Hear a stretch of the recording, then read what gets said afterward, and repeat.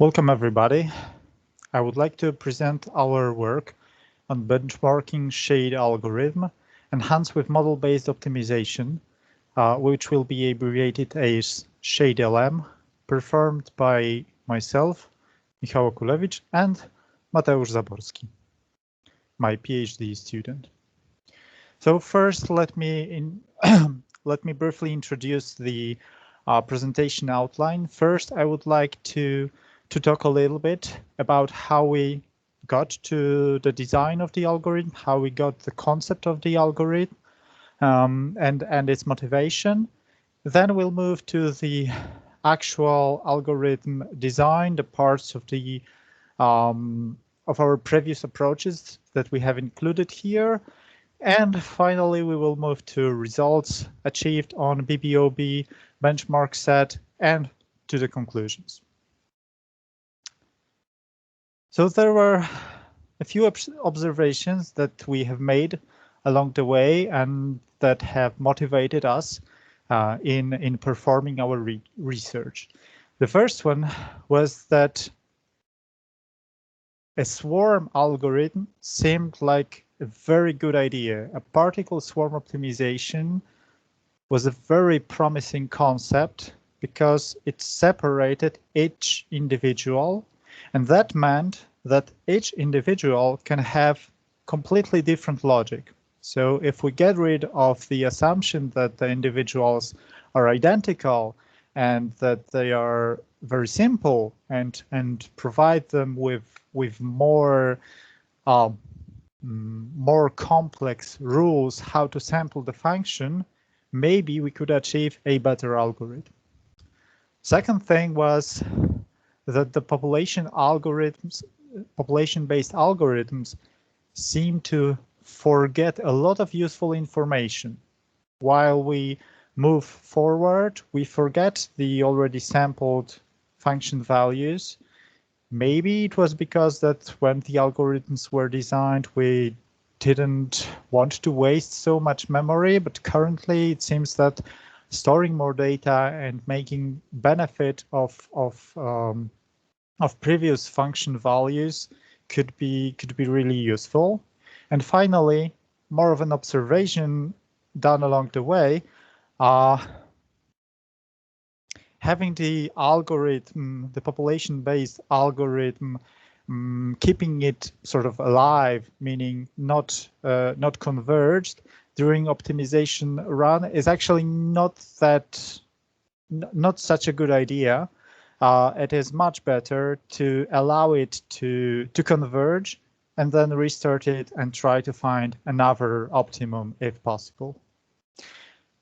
So let's have a look at this first observation from the point of view of differential evolution. So actually, if we look at a single step, single move of a single individual in differential evolution, let's say in the presented variant, then we actually need only 4 points. The current point and the the point with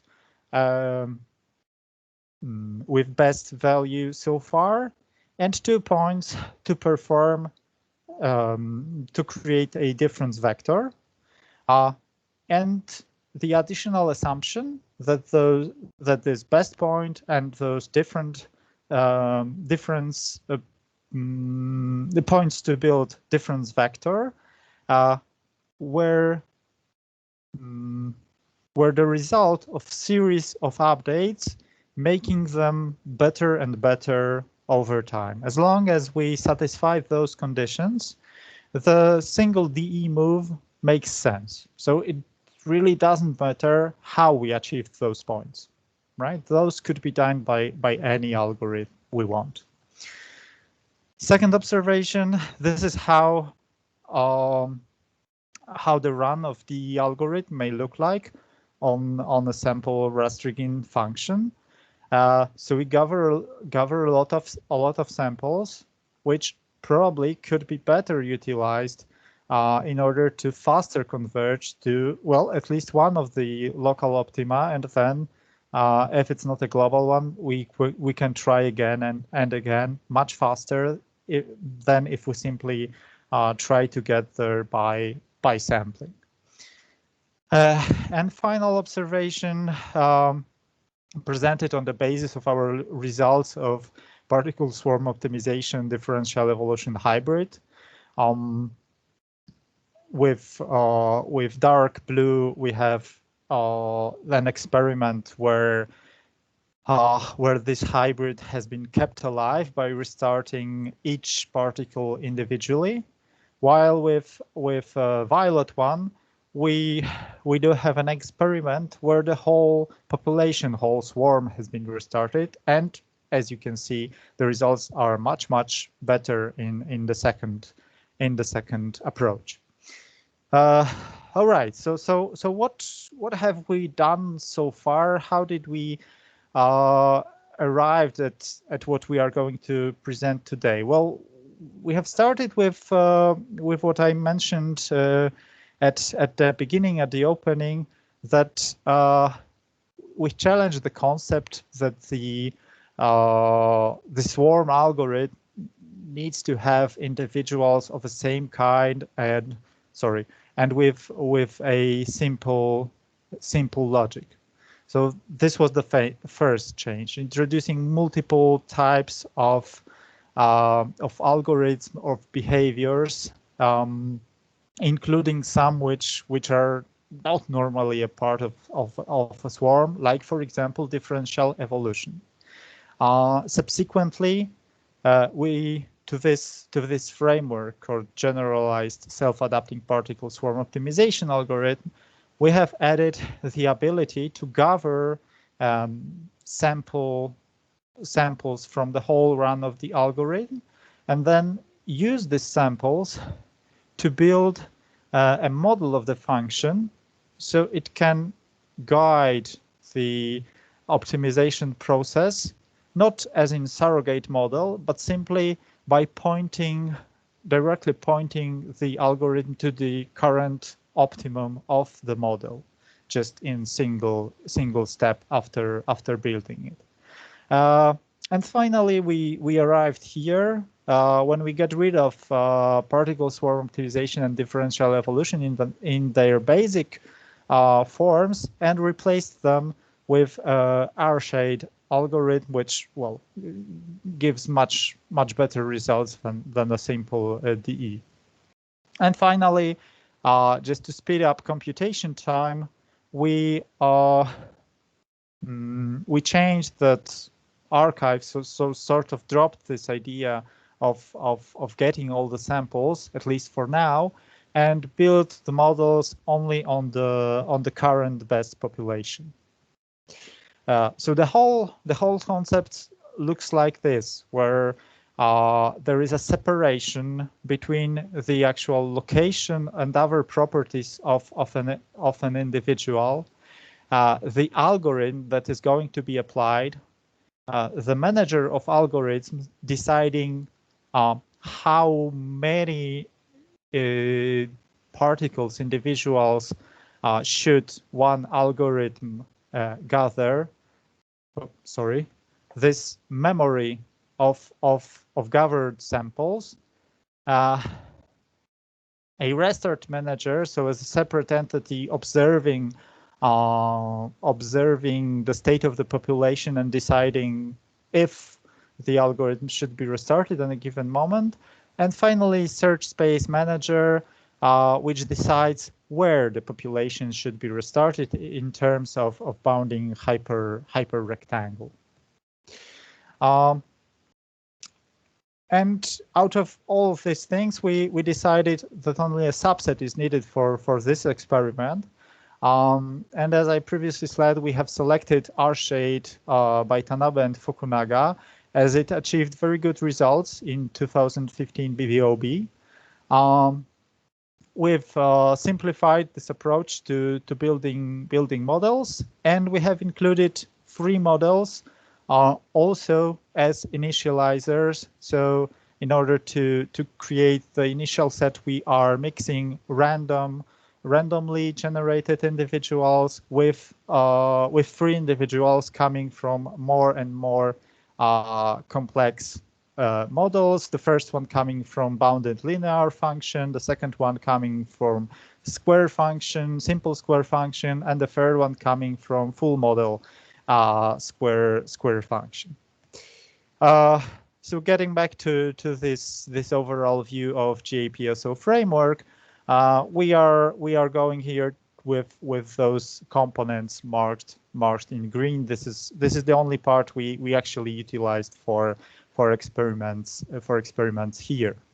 So now we can move to results. We have actually run 2 configurations of our approach. The first one had changed its population size from 4 times the dimension to 10 times the dimension, and the second one ran a large population of 10 times the dimension size of a given problem. So let's have a look at the overall results in 3 dimensions and 5 dimensions. There is not much happening. We see slight improvement because of this initialization with models in ShadeLM with population 10 times dimension and ShadeLM population for 210 times dimension. However, they are sort of similar with the original AirShade results. Not much is happening here. The real difference comes with higher dimensions. When we see not only this benefit in initial evaluations, but also we see the advantage getting more and more profound in for larger budget. So let's have a look which functions are actually responsible for those results, where we got better, where we got worse, how did it look like. So as I already said, there are 2 functions that we have just solved, sort of, because in each run of the algorithm, we include an optimum of a bounded linear model and an optimum coming from a convex square model. Hence, the first function, the sphere function, and the 5th function we can solve when we have enough samples gathered to find the optimum of sphere function, of linear function. Then we go directly to this point and, well, find the optimum of such a problem. And as we have seen here, we do this in every experiment, so it didn't make the other functions perform worse. The algorithm on other functions perform worse. So this is good. Okay.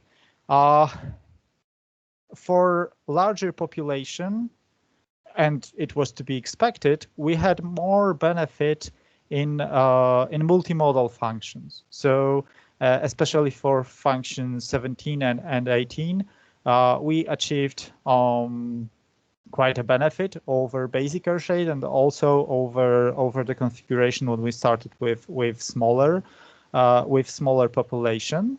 It was the other way around for simple separable functions. So for the second and for the third function, it was rather the population where we had less individuals when we start, and slowly enlarge the population, which gave us better results than the reference AirShade. And finally, there were some functions, the more complex or with not so easy structure, where either the results were similar or the original AirShade did better. So what are the conclusions from this? Well, first thing is the design of a swarm algorithm allowed us to simply introduce the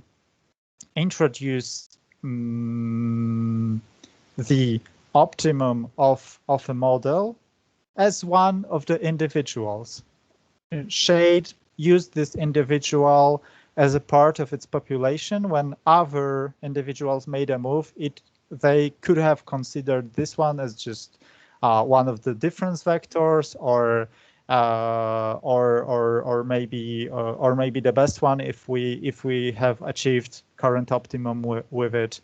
The second thing, we achieved this improvement even in this simple setup when we did discard the previous points, which resulted, of course, in speed up of the whole algorithm in comparison with gathering all the samples.